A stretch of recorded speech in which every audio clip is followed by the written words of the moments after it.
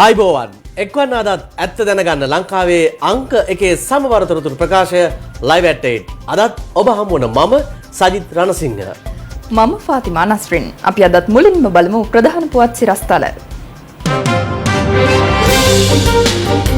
වරාය නගර කොමිසමටරෙහි පෙත්සම් විභාගය ආරම්භේ ආණ්ඩුවේ පක්ෂ නායකින් හා අග්‍රාමාත්‍යවරයා අතර හමුවක් විස්සට පක්ෂ වූ පක්ෂයක් ගැන කාදිනල් හිමියන්ට සැකයක්. අමුතු ජාතියක ඡන්ද ප්‍රකාශ කිරීමක් සිදු වුණා. කතාවක් තියෙන කොණ්ඩේ බැඳපු චීනුට් කියලා. එහෙමද හිතන්නේ අපි ගැන? කොවිඩ් එන්නතේ දෙවනි මාත්‍රාව ලබන දසවනදා සිට. කොවිෂීල්ඩ් එන්නත පළමු මාත්‍රාව ලබාගත්තු අයට ඒ කොවිෂීල්ඩ් එන්නතම දෙවන මාත්‍රාව වශයෙන් ලබා දෙන්න. ලෝක විවාහක රූ රෙජින කැරොලයින් ජූරිට සහ චූලා පද්මේන්ද්‍රන්ට ශරීරැප. රඟහලේදී සිදුවෙච්ච අලාභානි සම්බන්ධයෙන් පොදු දේපල පන්ත ක්‍රියාත්මක වෙනවද නැද්ද කියන එක ඊළඟ නඩු දිනේදී ඒ පිළිබඳව කරුණු දක්වනවා. මට වෙච්ච අසාධාරණ වලට මම සාධාරණ ඉෂ්ට කරන මම නීතිය පතනවා අනිවාර්යයෙන්ම. සීඝ්‍ර කොවිඩ් ව්‍යාප්තියක් හේතුවෙන් ඉන්දියාවේ දිල්ලි අගනුවර සතියක් වසා දමයි. හිටපු ක්‍රිකට් ක්‍රීඩක දිල්හාර ලොකුහෙට්ටිගේට ICCෙන් 8 වසරක තරඟ තහනමක්.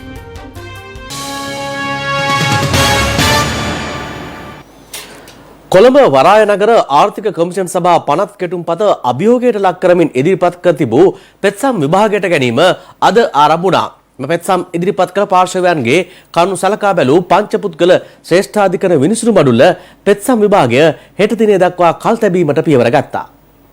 කොළඹ වරාය නගර ආර්ථික කොමිෂන් සභා පනත් කෙටුම්පත අභියෝගයට ලක් කරමින් එක්සත් ජාතික පක්ෂය සමගි ජන බලවේගය ජනතා විමුක්ති පෙරමුණ ශ්‍රී ලංකා නීතිඥ සංගමය විකල්ප ප්‍රතිපත්ති කේන්ද්‍රය සහ පූජ්‍ය මුරුත්තෙට්ටුවේ ආනන්ද හිමියන් ඇතුළු පාර්ශව 19ක් පෙත්සම් ගොනු කර තිබුණා. ඒවා සලකා බැලීම සඳහා පත් කෙරුණේ අගවිනිසුරුවරයා ප්‍රමුඛ පංචපුද්ගල විනිසුරු මඩුල්ලක්. අගවිනිසුරුවරයාට අමතරව බුවන කළු විහාරයේ ප්‍රියන්ත ජයවර්ධන, මුරුදු ප්‍රනාන්දු සහ ජනග්ද සිල්වා යන ශ්‍රේෂ්ඨාධිකරණ විනිසුරුවරුන් එහි සෙසු සමාජිකයින් වනවා. පෙත්සම් විභාගය අද ආරම්භ වූ අවස්ථාවේ විනිසුරු මඩුල්ලේ සභාපති ජයන්ත ජයසූරිය මහතා පැමිණිලිකාර පාර්ශවයේ නීතිඥවරුන්ට දැනුම් දුන්නේ නීතිඥවරුන් රැසක් කරුණු දැක්වීමට සූදානමින් සිටින නිසා සිය දේශන විනාඩි 20ත් 30ත් අතර කාලයකට සීමා කරන ලෙසයි. අද මුලින්ම කරුණු දැක්වූ විකල්ප ප්‍රතිපත්ති කේන්ද්‍රයේ ආචාර්ය පාක්‍යසෝති සරණමුත්තු මහතා වෙනුවෙන් පෙනී සිටි ජනාධිපති නීතිඥ කනගීශ්වරන් මහතා පෙන්වා දුන්නේ යෝජිත පනත් කෙටුම්පතේ අඩංගු ප්‍රතිපාදන හරහා රටේ භෞමික අඛණ්ඩතාවයට මෙන්ම ජනතා පරමාධිපත්‍යයට බරපතල හානි සිදුවන බවයි. ශ්‍රී ලංකා භූමියට අයත් ලෙස සැලකිය යුතු මුහුද ගොඩ කර තැනූ හෙක්ටයාර 46.53ක භූමිය වරාය නගර කොමිෂන් සභා පනත් කෙටුම්පත මගින් එම කොමිසම වෙත පවරා දී ඇති බවත් ඔහු පෙන්වා දුන්නා. එම කොමිසම වෙත මෙසේ පැවරීමේ නීතිමය බලයක් කිසිවෙකුටත් නොමැති බවයි ඔහු අවධාරණය කළේ. අදාළ භූමි ප්‍රදේශයේ බදු අය කිරීම සහ නිදහස් කිරීම වරාය නගර කොමිසමට පැවරීමද ආණ්ඩු ක්‍රම ව්‍යවස්ථාවේ 148 වන වගන්තියට පටහැනි බව ඔහු පෙන්වා දුන්නා. රටේ පවත්නා නීතියට අනුව මූල්‍ය බලය පාර්ලිමේන්තුව සතුව පවතිද්දී බදුවලට අදාළ කටයුතු කොමිසමට පැවරීම වැරදි සහගත බවත් ඔහු සඳහන් කළා. එමෙන්ම නව යෝජිත පනතින් සකසා ඇති ප්‍රතිපාදන අනුව අදාළ කලාපයේ මුදල් විශුද්ධීකරණයට මඟ පාදන පාරාදීසයක් බවට පත්විය හැකි බව නීතිඥ කනගීශ්වරන් මහතා මෙහිදී සිය කරුණු දැක්වීමේදී සඳහන් කළා. මේ අතර තවත් පෙත්සමක් ඉදිරිපත් කර තිබූ තොරතුරු තාක්ෂණ වෘත්තීයවේදීන්ගේ එකමුතුවේ සභාපති කපිල පෙරේරා මහතා වෙනුවෙන් පෙනී සිටි නීතිඥ දර්ශන වේරදුවගේ මහතා කරුණු දක්වමින් පෙන්වා දුන්නේ පළාත් සභාවලට අයත් විෂයක් වන ඉඩම් සම්බන්ධ කාරණාවලදී එය පාර්ලිමේන්තුවට ඉදිරිපත් කිරීමට පළාත් සභාවලට ඉදිරිපත් කළ යුතු බවයි. එහෙත් එවැන්නක් සිදුව නොමැති නිසා අදාළ කෙටුම්පත න්‍යාය පත්‍රයට ඇතුළත් කර ගැනීමට පාර්ලිමේන්තුවට බලයක් නොමැති බව ඔහුගේ ප්‍රධාන තර්කයක් වුණා. තවත් පෙත්සමක් ඉදිරිපත් කර තිබූ ගාමිණී වියන්ගොඩ මහතා වෙනුවෙන් පෙනී සිටි ජනාධිපති නීතිඥ එම්.ඒ. සුමන්තිරන් මහතා පෙන්වා දුන්නේ මෙම කෙටුම්පත මෙරට නීති බොහොමයක් අභිබවා යන තත්ත්වයක් පෙන්නුම් කරන බවයි. මෙම පනත මගින් කොළඹ වරාය නගර කලාපය වෙනම ස්වාධීන රාජ්‍ය තත්ත්වයකට පත් කොට ඇති බවට ඔහු චෝදනා කළා. මෙහි අඩංගු කරුණු රැසක් මගින් මහජනතාවගේ මූලික අයිතිවාසිකම් උල්ලංඝනය කරන බව එක්සත් ජාතික පක්ෂයේ මහලේකම් රංගි බණ්ඩාර මහතා වෙනුවෙන් පෙනී සිටි නීතිඥ එරාජ් ද සිල්වා මහතා පෙන්වා දුන්නා. සමගි ජනබලවේගයේ මහලේකම් රංජිත් මද්දුම් බණ්ඩාර මහතා වෙනුවෙන් පෙනී සිටි නීතිඥ තිසත් විජේගුණවර්ධන මහතා පෙන්වා දුන්නේ කොමිසමේ සමාජිකින් පත් කිරීම අධීක්ෂණය කිරීමට පාර්ලිමේන්තුවට අවස්ථාවක් සලසා දී නොමැති බවයි. ඒ අනුව පනත් කෙටුම්පතේ ප්‍රශ්නගත වගන්ති සම්මත කරන්නේ නම් එයට පාර්ලිමේන්තුවේ 3/2 අනුමැතියට අමතරව ජනමත විචාරණයකටද යොමු කළ යුතු බවයි ඔහු අවධාරණය කළේ.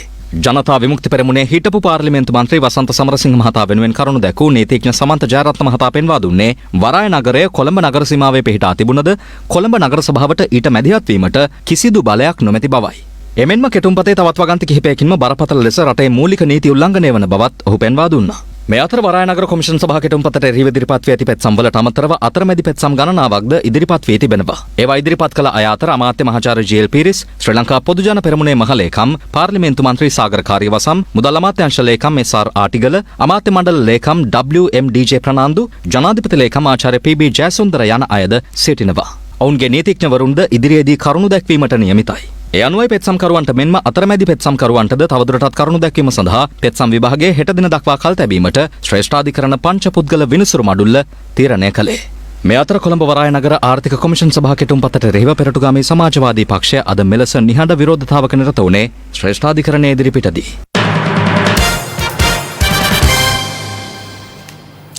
වරායනගර කොමිෂන් පනත් කෙටුම්පතට එරෙහි පෙත්සම් විභාග වන අවස්ථාවේ අධිකරණයට පැමිණ ඒවා ඉදිරිපත් කළ පාර්ශව කිහිපයක් මෙන්ම තවත් පාර්ශව කිහිපයක් මෙලෙස අදහස් පළ කළා. මේ පනතේ සැලකිය යුතු වගන්ති ප්‍රමාණයක් ආණ්ඩුක්‍රම ව්‍යවස්ථාවට පටහැනි අනිවාර්යනීය ලෙස මේ ගැසට් එක ජනමත විචාරණයකට ලක් කළ යුතුයි කියන තීන්දුව ශ්‍රේෂ්ඨාධිකරණයෙන් ඒවිය කියන අභිලාෂය අපි සතුව තියෙනවා. වෙනම රටක් නිර්මාණය කිරීමේ තත්ත්වය දක්වා යන ගමනක් මේ යන්නේ. ඡන්ද බලය හැර අනිත් සියල්ල නිර්මාණය කිරීමේ හැකියාවක් සහිත ජනපජාවක් හදනවයි කියන්නේ වෙනම රටක් හදන එකම තමයි. 2015 වන විට කොළඹ වරාය නගරය චීනට සින්නක් කර විකුණලා තිබ්බේ. අපේ යහපාලන ආණ්ඩුවෙන් අපිට පුළුවන්කම ලැබුණා මේක දීර්ඝ කාලීන බද්ධකට පරිවර්තනය කරන්න. නැවත වරක් වත්මන් ආණ්ඩුව චීනයට සින්නක් කරේට දෙන්න අවශ්‍ය පනතක් තමයි ගෙනල්ලා තියෙන්නේ. අපි වග කියන විපක්ෂයක් හැටියට අපි ඉල්ලීමක් කරනවා මේ රටේ ජනතාවට මේ විකිනිල්ලට විරුද්ධව පෙළ ගැහෙන්න කියලා. අපි ගිහිලා තියෙනවා ලෝකේ රට රාජ්‍යවලට, ඩුබායි රාජ්‍යයට යනකොට, කටාර් රාජ්‍යයට යනකොට, සිංගප්පූරුවට යනකොට, හොංකොං රාජ්‍යයට යනකොට, තායිවානයට යනකොට, චීනට යනකොට අපිට පේනවා ඒ ඇත්තෝ කොච්චර දවසින් දවස පියවර ඉස්සරහට තියලා තියෙනවා. හැබැයි අපේ රටේ කිසිම දෙයක් කරන්න දෙන්නේ නැහැ, බාධා කරනවා. කෙනෙක් කියන්න පුළුවන් මේක රටේ ඒකීය භාවය, ස්වාධිපත්‍ය නැති කරන කාරණාවක් කියලා. මෙහිදී සැලකලේට ගත යුතු දේ තමයි රටක ස්වාධිපත්‍ය, ඒකීය භාවය, භෞමික අඛණ්ඩතාව, නිවහල් භාවය රැකෙන්නේ රට පොහොසත් මිනිස්සු හිටියොත් තමයි. ටර්නින් පොයින්ට් එක හැරෝම් ලක්ෂයක් පෝර්ට්ස් එක කියන්නේ ඇත්ත. ටර්නින් පොයින්ට් වෙලා තියෙන්නේ කොයි පැත්තටද? චීන. අපි මේ හුදකලා වෙච්ච මේ රටක් හැටියට ජීවත් වෙන්න බෑ. මේ රට දියුණු කරන්න ඕනේ. අපි දන්නවනේ පොදු ජන එක්සත් පෙරමුණ ආණ්ඩු අවුරුදු 20ක් රට පාලනය කෙරුවා. ඔය කියන පින්ම ආවද? දැන් මේ විකුණන දෙයක් හොයන්නේ. මේ ඊයේ ගලත් දාලා ඉවර වෙලා මේ වරායක් උඩ කරා නෙමෙයි. මේකේ කාලයක් තිස්සේ මේ සිද්ධ වෙච්ච ඒ අයගේ ආණ්ඩුවලත් සිද්ධ වෙච්ච කාරණාවක දිගුවක් තමයි මේ අපිට දකින්න සිද්ධ වෙන්නේ. ඕක බදු දුන්නායින් පස්සේ 99 වසරක දුන්නොත් මේ රටේ පරම්පරා 5-6කට අද උපදින දරුවාගේ ඒ දරුවාගේ දරුවටවත් ඕකෙන් ප්‍රතිලාභ ලැබෙන්නේ නැහැ. ඒ සියලු විරෝධතාවයන් මතුවෙන එකම මූලයකින්. මොකද්ද මූලය? ශ්‍රී ලංකාව නව සංවර්ධන මානයක් කරා ගෙන යන මේ වරාය නගර සංවර්ධන ව්‍යාපෘතිය අඩාල කරන්න, දුර්වල කරන්න ශ්‍රී ලාංකික අනන්‍යතාවය තාන්ත්‍රික ව්‍යවස්ථාවත් අධිකරණ පද්ධතියත් ආරක්ෂා වන පද්ධති ක්‍රියා කළ යුතු තිබෙනවා. එසේ නැතුව සුවිශේෂ අධිකරණ කලාපයක් හැටියට නම් කළොත් කවදා හරි පුළුවන් කූට්ටේ නගර සභා බල ප්‍රදේශයට අහවල් නීති රීති පද්ධතිය බලපාන්නේ නැත කියලා කියන්නේ. ඔය ආර්ථික උස්තාරලා දකින්නවා මේක වුණොත් අපිට ආයේ ආත්මයක් නැහැ. මේ වැඩේ වුණොත් මේ රට සාර්ථකව ඉදිරියට යන නිසා මේක මෙතනින්ම අර කියන්නේ නියපොත්තෙන් කඩන්න ඕනේ මේක හොඳ නැහැ කියලා. එතන තමයි මේ ගිහිල්ලා තියෙන්නේ.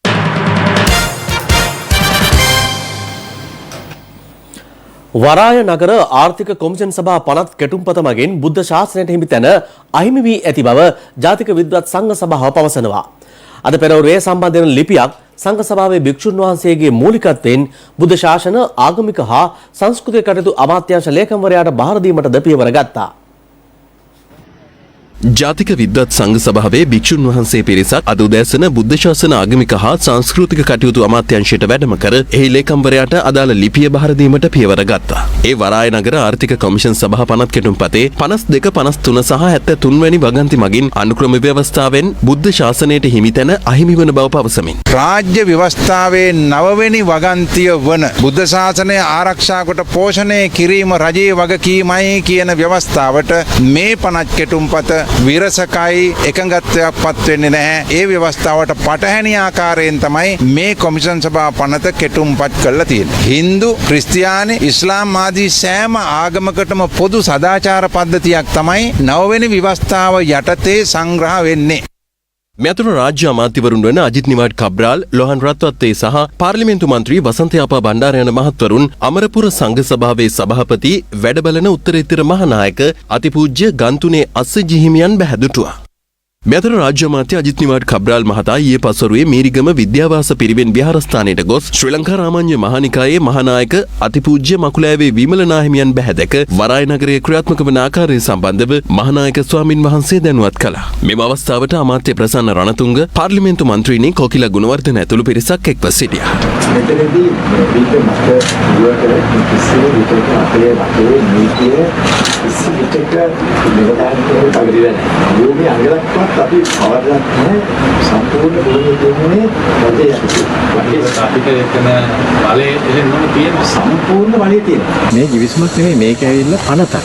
මේ පනතෙන් කෙරෙන්නේ ඒ කලාපේ සිදුවෙන සියලුම දේවල් එක තැනකින් ඉතාමත් ශීඝ්‍රයෙන් කරන්න පුළුවන් වෙන ක්‍රමයක් තමයි අපි මේ යෝජනා කරන්නේ. අපි තරඟ කරන්නේ දුබායි එක. අපි තරඟ කරන්නේ සිංගප්පූරුවේ. මේ පාටලි චම්පික ඇමතුමා කියපු කාරණාවට මට කියන්න තියෙන්නේ මෙච්චරයි. එදා ප්‍රේමදාස මහත්තයා තමයි ආයුධ සල්ලි කොටින්ට දුන්නේ. දීලා වෙනම පළාතක් කරන්න ගියේ, වෙනම රටක් කරන්න ගියේ අය.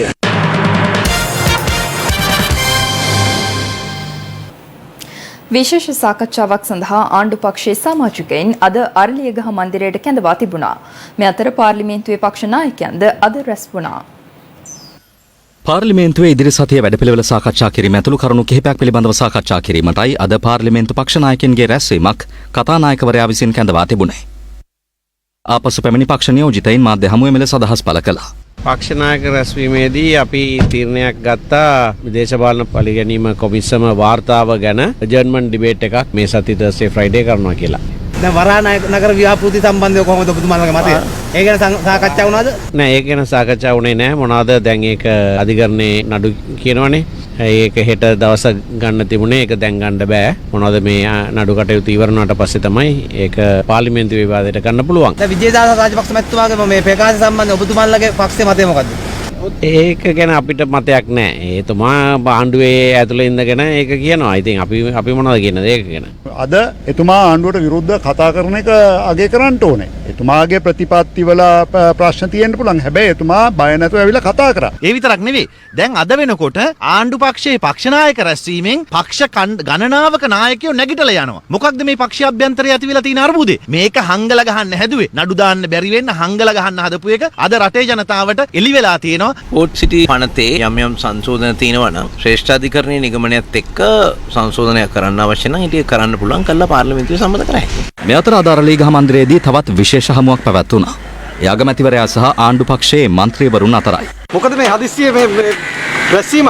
හදිස්සිය නෑ. සාමාන්‍යයෙන් පාර්ලිමේන්තුව රැස් වෙන්න ඉස්සෙල්ලා ඊට පෙර දිනේ හෝ ඒ පාර්ලිමේන්තුව රැස් වෙන දිනේ උදේ අපේ කණ්ඩායම රැස් වෙනවා. හදිස්සියක් නෑ. අද පෙරවරුවේ තිබ්බ එකේ මේ කවුරුවක්වත් නැතුව හැරිලා ගියයි කියලා පොඩි මත ගැටුම්කාරී තත්ත්වයක් තිබ්බයි කියලා දැනගන්න තියෙනවා. අද පෙරවරුවේ කණ්ඩායම තිබුණේ නෑ. ඒ රැස්වීම නම් මේ මත ගැටුම් ඇති වෙලා උනායි කියලා ආරංචියක් නෑ. මං හිතන්නේ කණ්ඩායම එක තීන්දුවකට ඇවිල්ලා මේ දිනේ පවත්වන තීන්දුව කරලා තියෙනවා. ඒ ගැටලුවක් නෑ. ආණ්ඩුව තුල ගැටුම්කාරී තත්ත්වය වැඩි වෙලා කියලා තමයි දැන් විපක්ෂයෙන් චෝදනා කරන්නේ.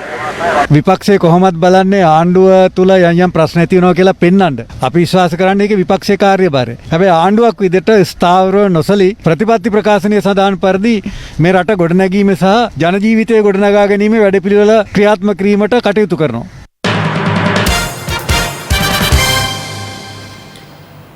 පාස්කු ඉරිදා එල්ලූ ත්‍රස්ත ප්‍රහාරයට වසර 2ක් සපිරීමට ඇත්තේ තවත් දින 2ක් පමණයි. වසර 2ක් සපිරෙන දිනේදීත් එම ප්‍රහාරයට ගොදුරු වන් තවමත් යුක්තිය වෙනුවෙන් දැස් දල්වා බලා සිටිනවා.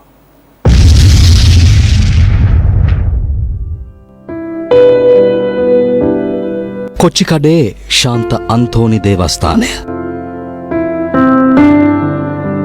පාස්කු ඉරිදා එල්ල වූ මරාගෙන මැරෙන බෝම්බ ප්‍රහාරයේ ඉලක්කයක් වූ දේවස්ථානයක්. එදා මේ දේවස්ථානයට පැමිණි බොහෝ දෙනෙකුට තමන්ගේ ජීවිතය අහිමි වුණා. තවත් ඒ වගේම පිරිසකට දරුණු තුවාලවලට ලක් වෙන්නට සිදු වුණා. මේ ප්‍රහාරයෙන් ජීවිතක්ෂයට පත් වූ අය අතර හිටියේ කිතුණු බැතිමතුන් පමණක් නෙවෙයි. මුස්ලිම් ජාතිකයනුත් හිටියා. ඒ වගේම බෞද්ධයනුත් හිටියා. පාස්කු ඉරිදා එල්ල වූ බෝම්බ ප්‍රහාරයෙන් දේවස්ථානයට පැමිණි 56 දෙනෙකුට ජීවිත අහිමි වුණා. මව්පියන්ට දරුවනුත්, දරුවන්ට මව්පියනුත් අහිමි වුණා. වැල්ලම්පිටිය වෙන්නවත්ත ප්‍රදේශයේ පදිංචි සමන් සිරිමාන්න සහ ශ්‍රියානි සිරිමාන්න බුදුන්ට පහනක් දල්වමින් අදටත් මෙලෙස සිහි කරන්නේ මේ ප්‍රහාරයෙන් මියගිය තම දරුවන් දෙදෙනායි. අවුරුදු 22ක් වයස ඇති මේදා සත්සරණි සිරිමාන්නත් අවුරුදු 19ක් වයස ඇති ඇගේ සොයුරු ඉමේෂ් තිවංක සිරිමාන්නත් මේ ප්‍රහාරයෙන් ජීවිතක්ෂයට පත් වුණා. මේක තමයි පුතා හිටපු කාමරේ. අපි බෞද්ධ වුණාට පුතා මේ ක්‍රිස්තියානි ආගමට පොඩ්ඩක් ලැබී මේ තමයි මගේ පුතා කරපු නිර්මාණ. කොච්චිකඩේ ශාන්ත අන්තෝනි දේවස්ථානය වෙත එදා ඔවුන් ගොස් තිබුණේ මේදා සත්සරණිගේ බාහිර උපාධි විභාගය සඳහාත් ඉමේෂ් තිවංකගේ උසස් පෙළ විභාගය සඳහාත් ආශිර්වාද ලබා ගැනීමටයි. එහෙත් එදින සිදු වූ ඒ අවාසනාවන්ත සිදුවීමෙන් ඔවුන්ට සිදු වුණේ සිය ජීවිතයෙන් වන්දි ගෙවීම. අපිට දරා ගන්න බැරි වේදනාවක් දීලා තමයි මේ දෙන්න එතනදී අපිට නැති වුණේ. මේවා තිරිසන් සතෙකුටවත් වෙන්න අරගයි මේ වගේ දේවල්.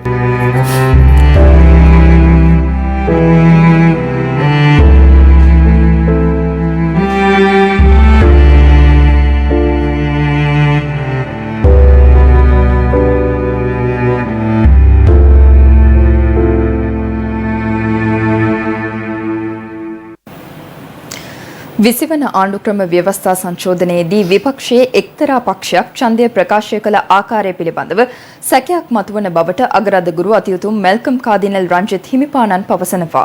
පාස්කු ඉරිදා ත්‍රස්ත ප්‍රහාරය සිදු වී වසර දෙකක් සපිරෙන එළඹෙන 21 වෙනිදා සිදුවන වැඩසටහන සම්බන්ධයෙන් දැනුවත් කිරීමේ මාධ්‍ය හමුවකට එක්වෙමින් මැල්කම් කාදිනල් රංජිත් හිමිපාණන් මේ බව ප්‍රකාශ කළා. එහිදී පාස්කු ඉරිදා ප්‍රහාරයෙන් මිය ගිය අය වෙනුවෙන් අප්‍රේල් 21 වන දින උදෑසන 8:45 සිට විනාඩි 2ක නිහඬතාවයක් පවත්වන ලෙසයි අගරාධගුරු හිමිපාණන් ජනතාවගෙන් ඉල්ලා සිටියේ. පුද්ගලයන් 250කට අධික පිරිසකට මරු කැඳවමින් මෙරට දේවස්ථාන 3ක් සහ ප්‍රධාන හෝටල් කිහිපයක් ඉලක්ක කර ගනිමින් ත්‍රස්ත ප්‍රහාරයක් එල්ල වුණේ 2019 වර්ෂයේ අප්‍රේල් මාස 21 වන දිනයි. ප්‍රහාරය සිදු වී එළඹෙන 21 වන දිනට වසර දෙකක් ගත වීම නිමිත්තෙන් දිවයින පුරා සියලුම දේවස්ථානවල දේව මෙහෙයන් පැවැත්වෙන අතර ඒවට විශේෂ ආරක්ෂාවක් ලබා දීමට පොලිසිය පියවර ගෙන තිබෙනවා. මේ අතර එළඹෙන 21 වන දින පැවැත්වීමට නියමිත වැඩසටහන් සම්බන්ධයෙන් දැනුවත් කිරීමේ මාධ්‍ය හමුවක් අද කොළඹදී පැවැත්වුණේ අගරාධගුරු අතිඋතුම් මැල්කම් කාදිනල් රංජිත් හිමිපාණන්ගේ ප්‍රධානත්වයෙන්. සහරාන් ඇතුළු කණ්ඩායමක් හැම ප්‍රදේශයකම වගේ කඳවුරු පවත්වලා තියෙනවා. සහභාගී වෙලා තියෙනවා මුස්ලිම් තරුණ තරුණියන් අඩුම වශයෙන් 350ක් විතර. මේ 350න් අපි කියමු භාගයක් ප්‍රතිඥා දුන්නයි කියලා අරාගෙන මැරෙන්නේ. එතකොට 175 දෙනෙක් විතර ඉන්නවා. 350 දෙනෙක් ඉන්නවා. මේ නිදහසේ ඉන්න අය කවුද කියලා අඳුනගෙන තියනවාද? අඳුනගෙන ඒ අයව අත්අඩංගුවට අරගෙන තියනවාද? කීයක් එහෙම අත්අඩංගුවට අරන් තියනවාද? රට කොයිතරම් අනාරක්ෂිත තැනකද තියෙන්නේ? මුළු රටම. අපි 21 වෙනිදාට අපි උදේ 8:45ට අපේ දේවස්ථානවල විනාඩි 2ක නිහඬතාවය ආරක්ෂා කරන්න කියලා අපි අපේ ජනතාවගෙන් ඉල්ලලා තියෙනවා. අපි පාලනය කරන කතෝලික පාසල් ලබන අප්‍රේල් 21 වෙනි බදාදා නිවාඩු දිනයක් ලෙස අපි ප්‍රකාශයට පත් කරලා තියෙනවා. අපිට මේ වෙලාවට ආරක්ෂාවක් ලැබිලා මදි. අපිට ඕනේ මේ ආරක්ෂාව ලබා දෙන්නට ඕනේ කියලා හිතෙන්නේ ඇයි? මොනවා හරි ආරංචියක් එනවනේ ඇවිල්ලා ඇතිනේ. ඒතර එහෙම ආරංචි එන එකට පදනම් වෙච්ච දේ මොකද්ද කියලා හොයලා බලන්න. අපි කියන්නේ අපිට ආරක්ෂාව නෙමෙයි රට ආරක්ෂා කරන්න. ඔය එහෙම මෙහෙන් එක්කෙනෙක් දෙන්නෙක් ඇතුළට දානවා ඊට පස්සේ ආයෙ එළියට දානවා අරව මේවා එහෙම බෑ. දැන් උදාහරණයක් වශයෙන් 20 වෙනි සංශෝධනයේට ඡන්දය ලබා දීමේදී යම් ආකාරයක අමුතු ජාතියක ඡන්ද ප්‍රකාශ කිරීමක් සිදු වුණා. ඒ කියන්නේ පක්ෂයේ නායකයා දානවා 20 වෙනි සංශෝධනයට විරුද්ධව, පක්ෂයේ සමාජිකයෝ 7 දෙනෙක් දානවා 20 වෙනි සංශෝධනයට පක්ෂව. ඒතර අනිත් එක මේ දාන්නේ 20 වෙනි සංශෝධනය සම්මත කරගන්න යම් ආකාරයක මුස්ලිම් ඡන්ද මට ඕනේ නැහැයි කියාපු කෙනෙක් සම්බන්ධව. කොහොමද ඒතර මේ වෙනස ඇති වෙන්නේ? දාන සැකයක් ඇති වෙනවා මේ තුල යම් ආකාරයක ඩීල් එකක්. ඒතර ඒක අපිට සාධාරණ සැකයක් අපේ හිත ඇතුළට ඇවිල්ලා තියෙනවා. පාස්කු ප්‍රහාරය පිළිබඳ විමර්ශන මේ වගේ විදියට ගනුදෙනුවට දාන්න ගියොත් අපිට සාධාරණ ඉෂ්ට වෙන්නේ නැති බව පැහැදිලියි. දැන් තවත් දේශීය පුවත් කිහිපයක්. 2020 ශ්‍රී ලංකා විවාහක රූ රැජින ලෙස කිරුළ පැළඳු පුෂ්පිකා ද සිල්වා මහත්මියගේ කිරුළ ගලවා සුළු තුවාල සිදු කිරීම ඇතුළු චෝදනා කිහිපයකට චෝදනා ලැබ සිටි 2019 ලෝක රූ රැජින කැරොලයින් ජූරි සහ චූලා පද්මේන්ද්‍රන් යන අය රුපියල් ලක්ෂය බැගින් වූ ශරීර ඇපමත මුදා හැරීමට කොළඹ ප්‍රධාන මහේස්ත්‍රාත්වරයා අද නියෝග කළා. එම සිද්ධිය සම්බන්ධයෙන් කුරුඳුවත්ත පොලිසිය ගොනු කළ පැමිණිල්ල කොළඹ ප්‍රධාන මහේස්ත්‍රාත් අධිකරණය අද කැඳ වූ අවස්ථාවේදී ඉකුත් 4 වෙනිදා රාත්‍රියේ පැවති 2020 විවාහක රු රැජින තරගයේ ජයග්‍රාහකව ලෙස කිරුළු පැලඳි පුෂ්පිකා ද සිල්වාගේ කිරුළ 2019 ලෝක විවාහක රු රැජින කැරොලයින් ජූරි පැමිණ ගලවා අනුශූරතාව දිනාගත් තැනැත්තියට පැලඳවීමට කටයුතු කළේ පුෂ්පිකා ද සිල්වා තරඟ කොන්දේසි කඩකර ඇති බව පවසමින්.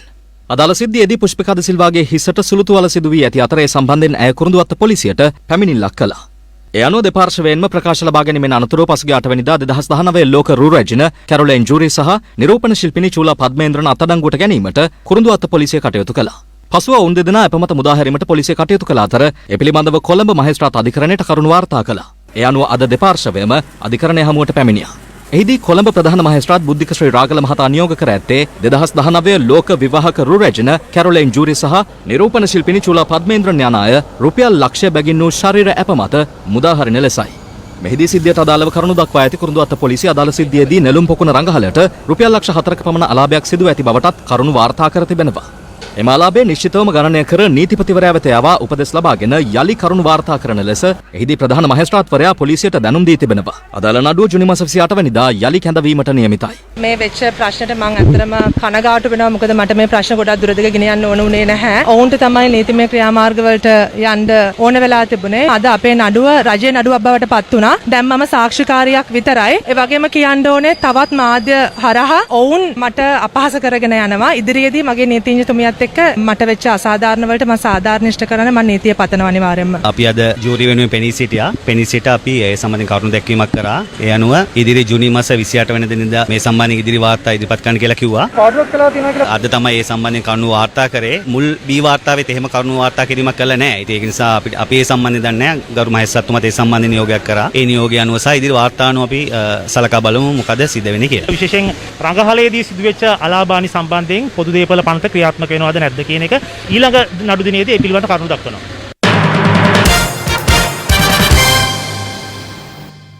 ඇස්ට්‍රාසෙනකා කොවිසිල් එන්නතේ දෙවැනි මාත්‍රාව ලබන මාස පළමුවෙනි සතියේ සිට ලබා දීමට සෞඛ්‍ය අංශ තීරණය කර තිබෙනවා. එම මාත්‍රාව ලබා දීම සම්බන්ධයෙන් සෞඛ්‍ය සේවා අධ්‍යක්ෂ ජෙනරාල්වරයාගේ ප්‍රධානත්වයෙන් සෞඛ්‍ය අමාත්‍යාංශයේදී අද පැවති සාකච්ඡාවකින් අනතුරුවයි. COVID-19 වෛරසයේ ව්‍යාප්තිය පාලනය සඳහා ඇස්ට්‍රාසෙනිකා කොවිෂීල්ඩ් එන්නත මෙරට ජනතාවට ලබා දීම මීට මාස කිහිපයකට පෙර ආරම්භ කළා. එම එන්නතේ පළමු මාත්‍රාව මේ වන විට මෙරට පුද්ගලයන් 9,25,242 දෙනෙක් සඳහා ලබා දී ඇති අතර එන්නතේ දෙවැනි මාත්‍රාව මේ මාස මැදදී ලබා දීමට සෞඛ්‍ය අමාත්‍යාංශය මීට පෙර සැලසුම් කර තිබුණා. කෙසේ වෙතත් ඒ සම්බන්ධයෙන් අද පැවති සාකච්ඡාවකදී තීරණය කර ඇත්තේ එම එන්නත ලබන මාස පළමු සතියේ සිට ලබා දීමටයි. එහිදී උපදේශක කමිටුව සෞඛ්‍ය අමාත්‍යාංශයට නිර්දේශ කර සිටියා කොවිෂීල්ඩ් එන්නත පළමු මාත්‍රාව ලබාගත්තු අයට ඒ කොවිෂීල්ඩ් එන්නතම දෙවන මාත්‍රාව වශයෙන් මේ මාසයේ පළවෙනි සතියේ ආරම්භයේ සිට ලබා දෙන්න. ඒ අනුව පළවෙනි මාත්‍රාව ලබා දීපු අනුපිළිවෙල අනුවම දෙවන මාත්‍රාව ලබා දීමත් සිදු වෙනවා ඇති. කෙසේ වෙතත් ශ්‍රී ලංකා මහජන සෞඛ්‍ය පරීක්ෂකවරුන්ගේ සංගමය පැවසුවේ එන්නතේ දෙවනි මාත්‍රාව ලබා දීම මේ වන විට ගැටලු සහගත වී ඇති බවයි. දැනට පවතින තත්ත්වය අනුව ඇස්ට්‍රාසෙනිකා එන්නත ලංකාවට මේ මොහොතේ අපි දන්නා පරිදි ලැබිලා නැහැ. ඒ වගේම ලැබීමට නියමිතව තියෙන බවකත් රජයේ පාර්ශවයෙන් මේ වෙද්දි ප්‍රකාශයට පත් වෙන්නේ නැහැ. කෙසේ වෙතත් දැනට ලබා දීලා තියෙන අයවලුන් සියලුම දෙනාට අප දන්නා පරිදි දෙවන මාත්‍රාව ලබා දීම සඳහා ප්‍රමාණවත් එන්නත් තොග ලංකාවේ නැහැ. ඒ නිසා පළමු මාත්‍රාව ලබාගත් අයවලුන් සඳහා දෙවන මාත්‍රාව ලබා දීමේ යම් ගැටලුකාරී තත්ත්වයක් තියෙනවා. සිංහල දෙමළ අලුත් අවුරුදු සැමරීමෙන් පසුව දෙවන පාසල් වාරය සඳහා දිවයිනේ සියලු පාසල් අද යලි විවෘත කෙරුණා. මේ අතර සිංහල දෙමළ අලුත් අවුරුද්දේ රැකිරක්ෂා සඳහා පිටත් යාමේ නැකතයේදී තිබුණේද අද උදෑසනයි. සිංහල දෙමළ අලුත් අවුරුද්දේ අවසන් චාරිත්‍රය වන රැකිරක්ෂා සඳහා පිටත් යාමේ නැකතයේදී තිබුණේ අද උදෑසන 6:39ට. ඒ සඳහා අවශ්‍ය ප්‍රවාහන පහසුකම්ද යොදවා තිබුණා. මේ අතර සිංහල දෙමළ අලුත් අවුරුද්දෙන් පසු අග්‍රාමාත්‍ය කාර්ය මණ්ඩල කාර්යාල කටයුතු අරලියගහ මන්දිරයේදී අද පෙරහරුවේ ආරම්භ වුණේ අග්‍රාමාත්‍ය මහින්ද රාජපක්ෂ මහතාගේ ප්‍රධානත්වයෙන්. මහින්ද රාජපක්ෂ මහතා එහිදී සිය කාර්ය මණ්ඩල නිලධාරීන්ට අලුත් අවුරුදු සුභාශිංසන එක් කළා. 2021 වසරේ දෙවන පාසල් වාරයද අද ආරම්භ වුණා. ඒ අනුව සෞඛ්‍ය මාර්ගෝපදේශවලට මුල් තැනක් ලබා දෙමින් අද පාසල් විවෘත වුණු බවයි දීපව්‍යාප්ත අපවාර්තාකරුවන් සඳහන් කළේ. කෙසේ වෙතත් කොළඹ ගම්පහ සහ කළුතර දිස්ත්‍රික්කවල තවදුරටත් පාසල් වෙත ළමුන් ගෙන්වීම සිදුවන්නේ කාණ්ඩ කිහිපයක් යටතේ.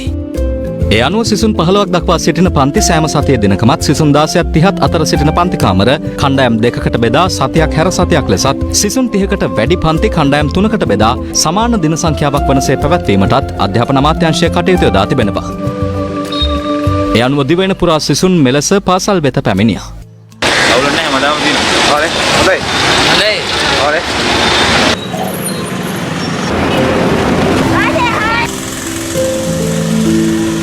පාසල් ළමුන් ප්‍රවාහනය කරන පොදු ප්‍රවාහන සේවා සම්බන්ධයෙන් පොලිසිය අවධානය යොමු වී තිබෙනවා. නිරන්තරයෙන්ම පාසල් දරුවන් රැගෙන යාමේදී නිරෝධායන රීතීන් වලට අනුගතව ඔවුන් රැගෙන යන ලෙසට අදාළ පාර්ශවයන්ගෙන් ඉල්ලා සිටිනවා.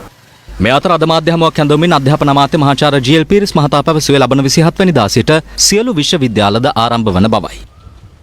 විශ්වවිද්‍යාල විවෘත කරනවා නම් නේවාසිකාගාරත් වහලා තෙවෙන්න බෑ. හැබැයි නේවාසිකාගාර විවෘත කිරීමේදී සමාජ දුරස්ථභාවය ඇතුළු අනෙක් සෞඛ්‍ය නිර්දේශ පිළිපැදීම වැදගත් වෙනවා.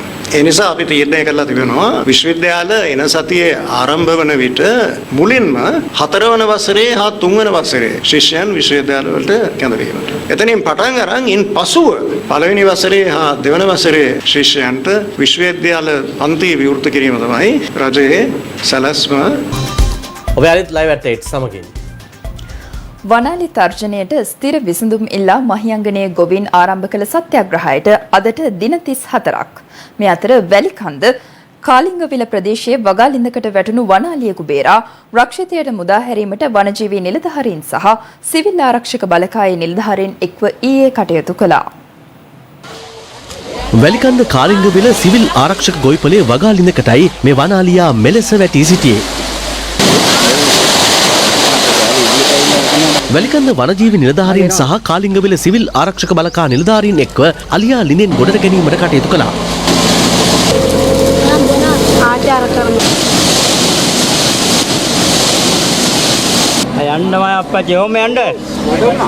අලියා ගොඩ ගැනීමෙන් පසු සියමලා ගස්වැව රක්ෂිතයට පලවා හැරියා.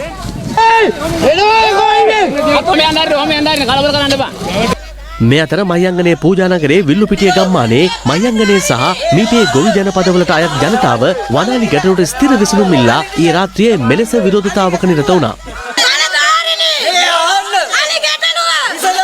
ගොවිතැනක් කරගත්තම ගොවිතැන විනාශ කරනවා. අපි දැන් රතිඤ්ඤයක්වත් ගන්න ඇත්තට මුදලුත් නැහැ. මෙවුන්ටම පත්තු කරලා මුදලුත් ඉවර වෙලා තියෙනවා. ඊයේ පාන්දරයි අද පාන්දරයි මෙතනින් පාර අද්දර දිගේ අලි යනවා. පොඩි එකකට දැන් හෙට ඉඳලා ඉස්කෝලේ පටන් ගන්නවා. එන්නකො මේ මහරෑ විල්ලුපිටිය ගමට ජීවත් වෙන්න කලිත් එක්ක ජීවත් වෙන්න බෑ මහත්තයෝ. වනාලි ගැටලුවට ස්ථිර විසඳුම් ඉල්ලා වල්සපු කළදී සිදු කෙරෙන සත්‍යාග්‍රහයට සමගාමීව මහියංගනයේ නගරයේදී මහියංගනයේ ගොවි ජනතා එකමුතු සිදු කරන සත්‍යාග්‍රහයට මේ වන විට දින 34ක් ගෙවී අවසන්. ඊයේ රාත්‍රියේම සත්‍යාග්‍රහයට හිටපු පාර්ලිමේන්තු මන්ත්‍රී සමන්ත විද්‍යාරත්න මහතාත් එක් වුණා. අමුතුවෙන් ඉල්ලන්නේ නැහැ මේ කට්ටිය දෙනවා කියලා කිව්වනේ විද්‍යාත්මක විසඳුමක් මේ අලිමිනිස් ගැටුමට දෙනවා කියපුවක දෙන්න කියලා දැන් මේ සත්‍යාග්‍රහයක නිරත වෙනවා. අලින්ටත් ලොකු ප්‍රශ්න. ජනතාවට විතරක් නෙවෙයි අලින්ටත් ලොකු ප්‍රශ්නනේ. ඒ හින්දා මේ ප්‍රශ්නෙට සාධාරණයක් ඉෂ්ට කරන්න ඕනේ. නැත්තම් අලිත් එක්ක අපිට පාර්ලිමේන්තුවට එන්න වෙනවා. ඇමරිකානු ඩොලරයට සාපේක්ෂව රුපියල අද දිනේදී අධි ප්‍රමාණය වී තිබෙනවා. ඒ අනුව අද දිනේ ඇමරිකානු ඩොලරයක ගැනුම් මිල රුපියල් 187.93ක් වූ අතර විකුණුම් මිල වූයේ රුපියල් 191.97ක්. මීට පෙර එය රුපියල් 204 දක්වා ඉක්මවා තිබුණා. ඒ සමගින් දැන් රට වටින් අටට. රට වටින් අටට. නුවරඑළිය බදුල්ල මාර්ගයේ හග්ගල ප්‍රදේශයේදී මෝටර රථයක ගැටීමෙන් මාර්ගයේ පාගමනින් යමින් සිටි පුද්ගලයන් දෙදෙනෙකු බරපතල තුවාල ලබා නුවරඑළිය රෝහලට ඇතුළත් කරනු ලැබුවා. අනතුරින් පසු මෝටර රථයේ රියදුරා පලා ගොස් ඇති අතර සිද්ධිය සිදු වූ ස්ථානයට රැස් වූ ප්‍රදේශවාසීන් මාර්ගය අවහිර කරමින් විරෝධතාවක් ආරම්භ කිරීමත් සමග ප්‍රදේශයේ රථ වාහන දහමනයට බාධා එල්ල වුණා. හසලක පල්ලෙවත්ත ප්‍රදේශයේදී මෝටර රථයක් ප්‍රතිවිරුද්ධ දිශාවෙන් දහවනය වී වාහන අලුත් වැඩියා කරන ස්ථානයක නවතා තිබූ වාහන දෙකක් අනතුරට ලක්වන ආකාරය CCTV කැමරාවක මෙලෙස සටහන්ව තිබුණා. නාවලපිටිය ශ්‍රීපාද ලංකා පිරිවෙනට ඊයේ රාත්‍රී 9:40ට පමණ පැමිණි පුද්ගලයෙකු එහි බුදුමැදුරෙහි දොරටුවට හානි කර පින්කැට සොරා ගැනීමට උත්සාහ කරන ආකාරය CCTV කැමරාවක සටහන්ව තිබුණා. පරවිනාධිපති හිමියන් සිදු කළ පැමිණිලි මත පිරිවෙනට කිලෝමීටරයක් පමණ දුරින් පිහිටි ප්‍රදේශයකදී සැකකරු අත්අඩංගුවට ගැනීමට පොලිසිය සමත් වුණා. මේ අතර මත්තගොඩ ප්‍රදේශයේ විහාරස්ථානයකට පැමිණෙන පුද්ගලයෙකු එහි පින්කැටයක් සොරකම් කරගෙන යන ආකාරය CCTV කැමරාවක මෙලෙස සටහන්ව තිබුණා.